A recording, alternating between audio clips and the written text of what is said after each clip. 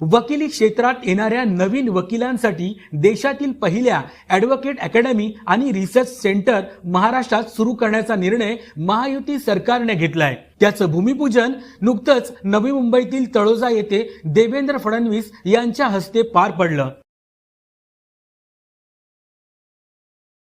या अकादमीचं महत्त्व लक्षात घेऊन देवेंद्र फडणवीस यांनी 10 कोटी रुपयांचा निधी देणार असल्याचे जाहीर केले आहे। शासन आणि समाजाला ही अकादमी अतिशय उपयुक्त ठरणार आहे। तसेच यामुळे न्यायदानाच्या क्षेत्रात उत्तम काम होईल। त्यामुळेच येथे शिकणाऱ्या वकिलांना विद्यावेतन देण्याचंही फडणवीस यांनी स्पष्ट केलं आहे।